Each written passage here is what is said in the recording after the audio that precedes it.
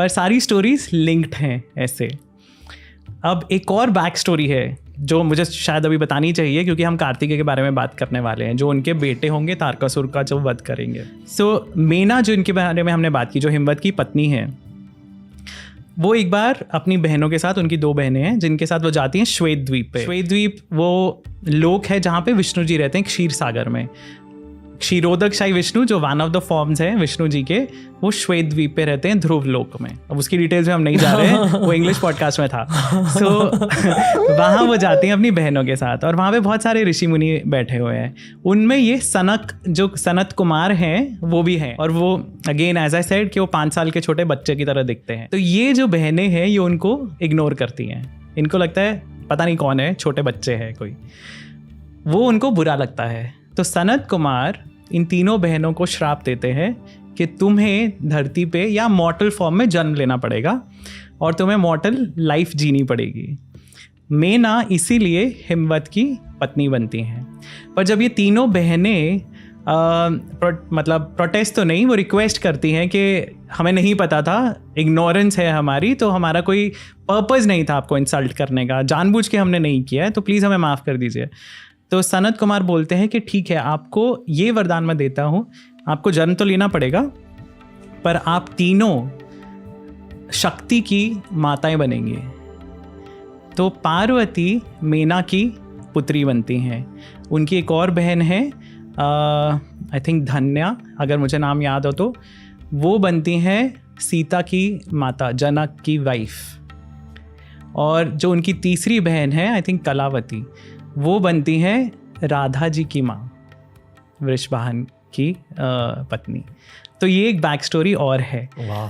पर इंटरेस्टिंग इसमें एस्पेक्ट क्या है, जो सनत कुमार जिन्होंने श्राप दिया था, वो एक बार उनको एक प्रेमोनिशन होता है, इंट्यूशन होता है, और उस इंट्यूशन में वो देखते हैं कि बहुत बड़ा देव असुर संग्राम हो रहा है, और उन्हें पता है कि वो संग्राम में देवता हारेंगे। तो वो एक प्रण लेते हैं कि मैं जाके देवताओं की हेल्प करूँगा बुराई को हराने के लिए। और वही सनत कुमार पैदा होते हैं मेना की बेटी पार्वती के बेटे कार्तिकेय के रूप में। It's beautiful if you realize that, Skand, of course, was created for a specific purpose, a demon called Tarkasur.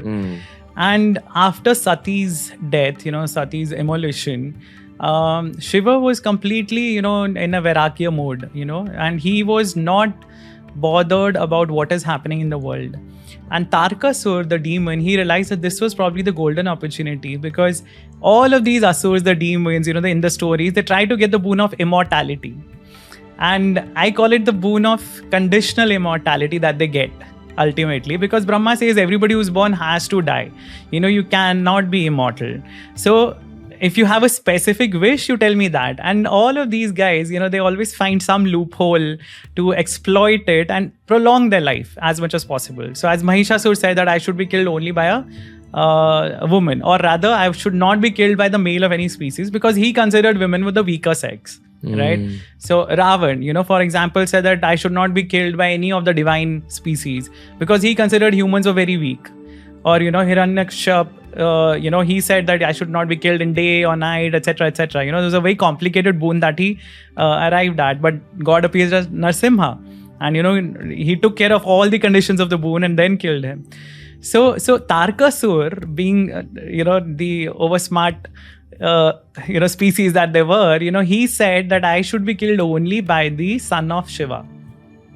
And he knew Shiva was in ascetic mode right now after, and he was not married anymore, Sati was gone. So that was the very reason for creation of Kartikeya, where Parvati, once she succeeded in pleasing Shiva through her tapasya, Shiva realized that this was Sati reborn. And that's when, Kartikeya was created for the death of Tarkasur.